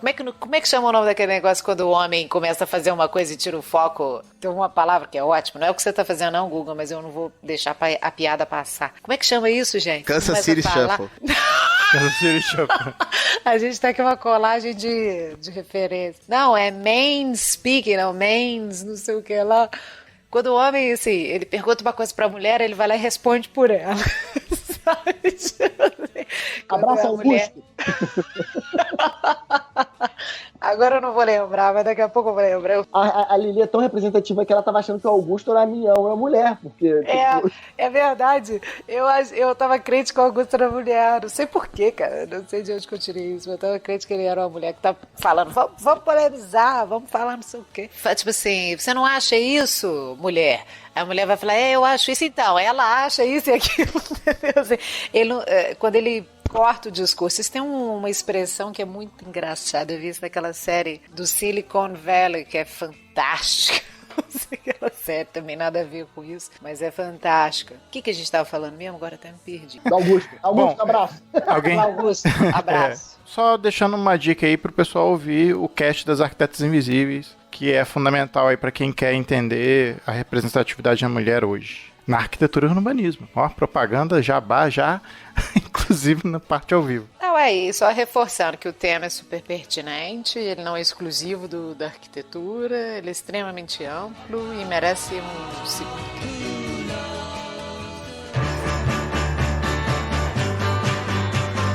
Oitavo tema, aprender com as lições do bambu para reforçar nossa sensibilidade e eficiência. Bom, o tema fala... O que foi? Lembrei do Silvio Santos. Ai, meu Deus do céu. Não, mas fala, o que você lembrou? Eu lembrei do meme do bambu do Silvio Santos. Conhece, não? Você não conhece, Lili? Silvio Santos de Homero também? É isso? Tava na Ilíada, é esse Silvio Santos? É, esse aí. E o bambu, Adilson? Bom... O bambu sempre esteve... Vamos lá, gente, foca aqui, pelo amor de Deus. Aqui ele tá falando que o bambu como um material versátil e que tá presente aí em algumas arquiteturas já, mas ser mais reconhecido como um material que ele é de fácil utilização. De fácil utilização não é a palavra, mas ele tem uma maleabilidade muito boa. Ele, como é um material orgânico, você pode fazer crescer bambu, enfim. Não é um material que eu domino bem, mas já vou fazendo uma sugestão de cast aqui. Tem um pessoal próximo da gente, é a Taba Bambu, né? O pessoal que trabalha com uso de bambu na construção, o Thiago Samico. Um abraço pro Samico aí, vamos ver se a gente convida ele para fazer o teste, ele e o Matheus. João gravou com a gente também, o mestrado dele, a graduação foi bambu, estruturas em bambu, né? Treliça de bambu. E depois ele fez mestrado sobre o mesmo tema também, enfim. Não, é super interessante, tem uns estudos de substituição de bambu, substituindo a ferragem no concreto armado. Então não é só o bambu necessariamente aparente, né? Mas o bambu escamoteado. Ô, gente, a gente não tem maturidade pra falar sobre bambu, me parece. A gente não consegue falar sobre bambu. A gente pode pular esse tema, por favor? Eu não tenho nada a dizer, então por mim pode.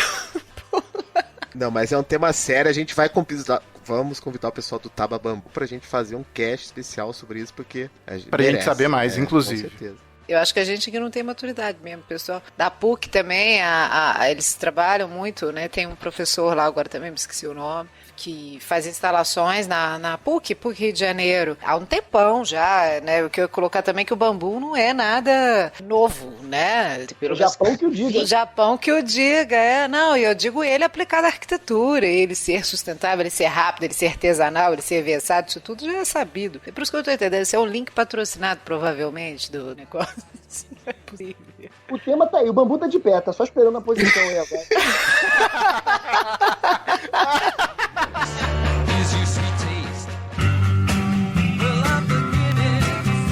9. Vislumbrar a direção da arquitetura pós-terremoto. Posso fazer um comentário, Adilson, rapidinho? Eles são, quando a gente clica no nome do pessoal aqui, no link, o ArcDaily aqui na internet, todos eles são latino-americanos, né? Então há um problema de tradução simultânea, de fato. Acho que o Rafael chegou a comentar isso, provavelmente nos títulos também. Quando a gente clica, todos os artigos são artigos de língua espanhola. A gente tem que tomar cuidado aqui, porque pós-terremoto, por exemplo, é pós-catástrofe, provavelmente, ou ela está citando a questão do terremoto porque é um link específico, mas tema quer dizer um pouco mais. A gente tem que tomar cuidado nessa tradução. Desastres naturais, né? Ela fala aqui no meio do texto. Então ela fala aqui como a gente deve encarar os desastres para fazer com que as pessoas não fiquem por muito tempo desabrigadas, que a gente possa ter soluções mais rápidas para essas pessoas ficarem minimamente abrigadas. Eu incluiria também, por exemplo, a questão da imigração, né? Dos países receberem grandes migrantes. O Brasil, inclusive, é um dos países que estão com foco aí por conta da Venezuela, né? De saber abrigar essas pessoas, né, de uma maneira mais digna. E a arquitetura necessariamente deve pensar nessas pessoas e nessa questão que é importante. Eu acho assim, a gente poderia ampliar esse tema da questão do terremoto para catástrofes, né?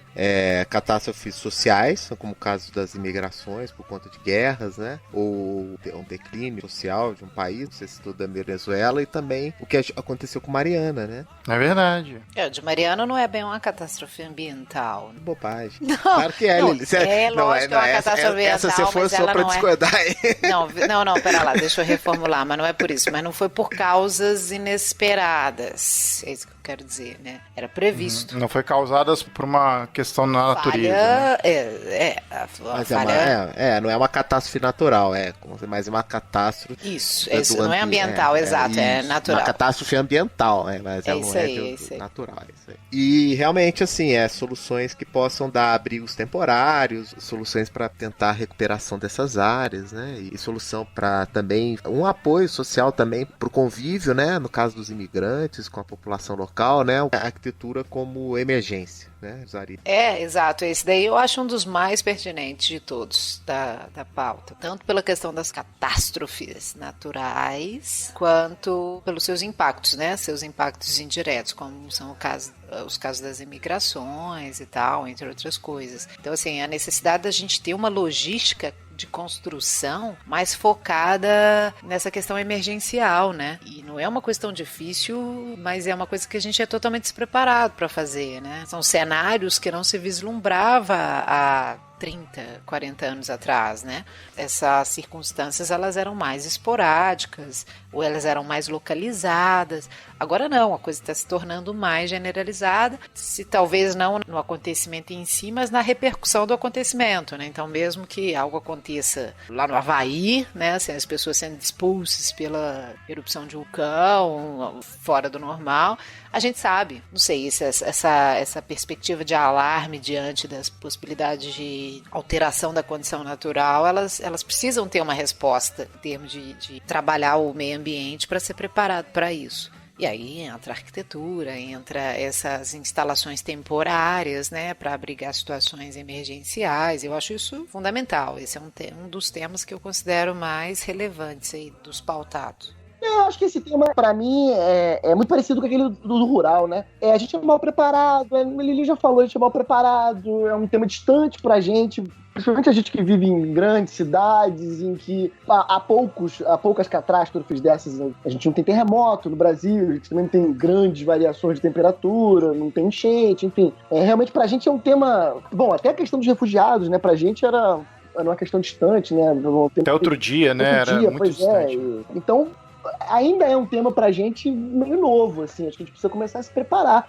E é óbvio que até na própria academia a gente tem alguns trabalhos de arquitetura efêmera, mas é uma pincelada, né? Eu acho que a gente podia realmente também começar a ter um olhar um pouco diferenciado pra isso. Pra gente finalizar, eu queria saber de vocês se vocês teriam um 10º tema pra colocar aqui, pra fechar com 10, por exemplo. Seja um problema da arquitetura e urbanismo mundial, seja no Brasil. Não, na verdade o que eu ia falar perpassa eles, né? Mas é meio óbvio que assim, é um tema para se debater de 2018, é revisão, né, da formação do arquiteto, em cima dos outros, todos esses temas que passou. O meu também. vou aproveitar o gancho aqui. O que o Rafael falar, eu tô concordando. Pô, é difícil não concordar com isso, né? Até porque até a gente já falou sobre isso aqui. Alguns, neste cast e em outros casts, né? Tem que acontecer, enfim. Houve uma reformulação muito boa. De novo, vocês estão mais próximos, vocês acompanham isso melhor. Eu sei que já houve uma sacudida no currículo e tal, mas eu ainda defendo muito a unificação do currículo com engenharia, pelo menos, não sei, nos primeiros anos. Ainda há um distanciamento bobo, ainda há uma rixa boba, sabe? E pra mim os dois é que saem perdendo com isso. Engenheiros e arquitetos. Todo mundo perde. Ninguém ganha com a divisão da maneira que está posta. Não tô querendo dizer que tem que ser uma carreira só, enfim. Mas acho que da maneira que está posta... Aliás, eu vou até dizer uma coisa. Me parece que na faculdade que eu tô fazendo engenharia, começou um curso de arquitetura esse ano. E quem for fazer engenharia depois só precisa cursar mais 2 anos e vice-versa. Porque eles já unificaram essa primeira parte do currículo, né? Então, me parece bem interessante dentro da própria faculdade já começar a organizar isso, né? É curioso. Mas eu concordo. A tendência deveria ser essa, né? De uma maior interdisciplinaridade entre as questões, mas eu sou suspeita para falar, estou estudando isso, eu tô muito crítica à nossa formação, mas isso é óbvio, né? Também não estou em nenhum lugar de exceção. A crítica à nossa formação, ela é uma consequência dos resultados que a gente tem aí em termos de tanto de entendimento de cidade quanto de arquitetura. Já como esse tema, então, que eu falei ficou batido, eu vou falar um que já vou puxar minha dica pra gente já ir finalmente depois, que é a questão do ensino à distância em arquitetura, novas formas de aprendizado. É um tema, porque tem várias instituições oferecendo os gratuitos e tal. O Google acho que até comentou isso lá nos primeiros casts, né? E eu acho que esse é um tema legal, assim, pra se discutir, né? Pra se pensar. Eu tô muito embebido do último cast que a gente fez com o Álvaro. Eu acho que botaria na pauta aqui outras ferramentas para produção do espaço urbano que os arquitetos precisam ter. Não sei quais, não sei como, mas discutir outras ferramentas para uma ação mais ativa dos urbanistas, arquitetos, na produção do espaço urbano. Provavelmente é na forma de leis, mas pode ser que haja uma outra forma que eu não conheça e que pode ser também aberta a sugestões. Fica aí, talvez, esse meu tema. É bem específico do Brasil, talvez. Eu não sei se outros países sofrem esse problema, mas... Enfim. Eu botaria o último tema, que é BIM não é lá essas coisas, tá? Esse é o meu último tema. Eu discordo de você, eu acho que é lá essas coisas. Eu acho que essa questão da construção que eu falei, sabe, do arquiteto ir lá no canteiro de obras, aprender como é que se faz, o BIM ajuda muito nisso também. Não, entendi, mas você perguntou assim, o que a gente acrescentaria em termos de item, e ele acrescentaria esse... Ah, tá, não. Eu só tô falando que eu discordo dele, porque eu tenho que dar voz ao Afonso, né? Afonso, boa, Afonso. Lixo, você Afonso. recicla ele na sua porta e o lixeiro vai e joga tudo junto no aterro sanitário, entendeu? Então, tipo assim, só tem uma parte das pessoas fazendo BIM, sabe? A outra tá, então não dá em nada. Discordo, mas vamos para as dicas.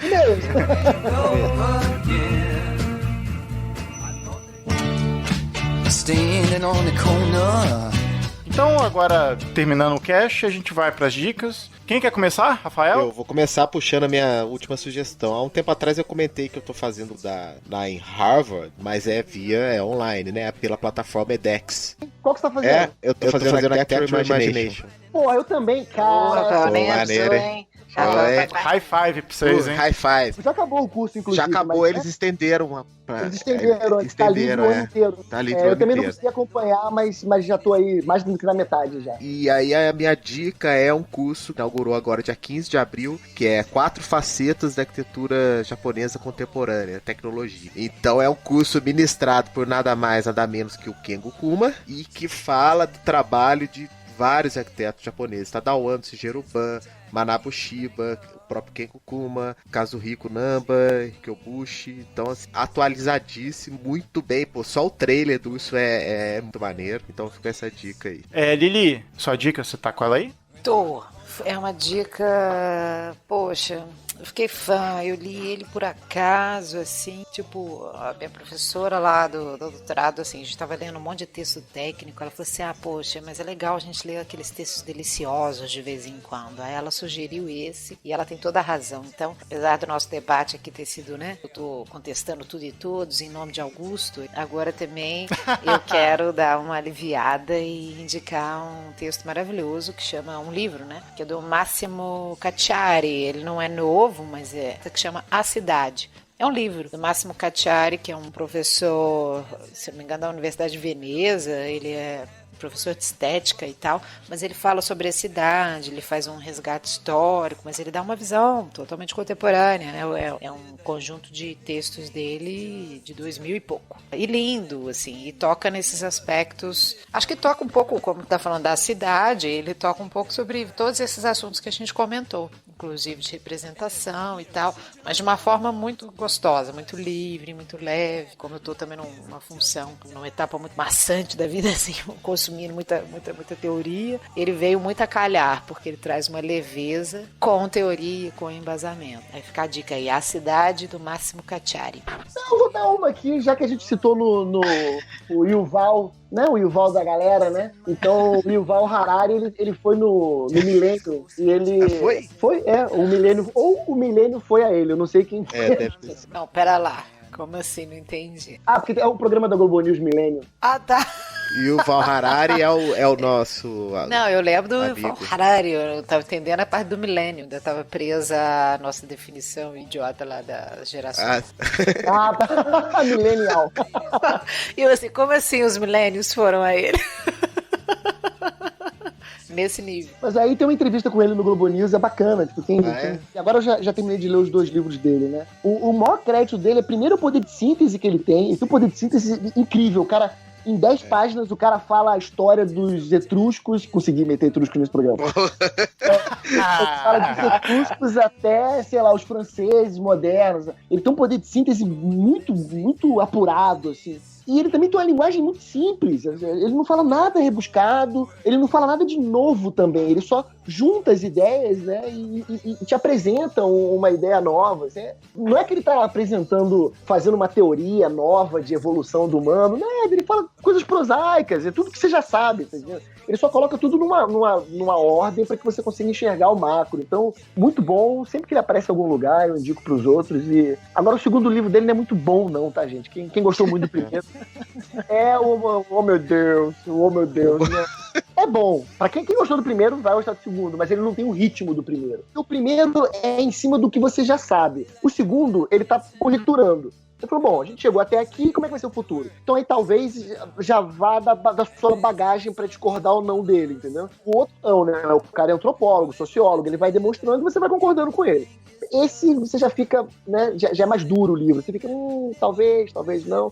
Mas ainda assim é uma leitura boa, enfim, estamos falando de um conteúdo excelente. E o Val Milênio. Minha dica vai ser... Eu acabei voltando a ler uma autora que eu li na minha graduação na hora de fazer meu trabalho final, que é a Saskia Sassen. Ela tá naquele livro que é O Mundo da Arquitetura Ampliado, que é da Cosac Naif, mas tem um vídeo dela de uma entrevista pro canal Fronteiras do Pensamento no YouTube. Ela é uma holandesa, socióloga, e ela fala da relação da globalização e a influência da globalização, da economia da globalização nas cidades. Ela tá bastante atual a respeito assim, do que ela acredita dessa influência aí da economia e também dos espaços virtuais, ela fala um pouco disso. E tem um vídeo de uma entrevista dela que ela dá pro Fronteiras do Pensamento, que tá toda legendada, ela tem 28 minutos. É muito interessante ver ela falar e fica como dica aí para quem quiser pesquisar. É isso. Então, galera, vamos encerrando por aqui a gravação. Agradeço aí ao Guga pela presença. Valeu, Guga. Apareça mais vezes. Vou aparecer. Eu já tô terminando a faculdade, né? Então agora, quer dizer, não é agora, tá? Mas tá, sim, senhor. Em breve, terminando, vou aparecer mais. Cara, obrigado pelo seu tempo, obrigado por aceitar o convite aí. Valeu. Boa noite, Rafa. Valeu. Boa noite. Boa noite, Lili. Obrigado. Boa noite, Guga. Boa noite, Rafa. Boa noite, Adilson. Beijo. Beijo, abraços. Até mais, galera. Rumo aos 50, hein? O próximo é o 50, Rumo galera. 50, é. Valeu.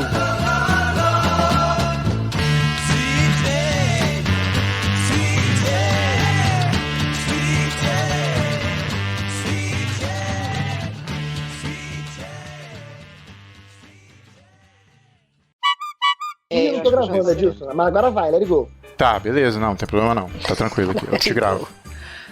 É normal ele falar let it go porque ele tem uma menina, a Chloe. Eu tenho um casal e nem por isso eu fico falando let it go, acho que esse é dele mesmo.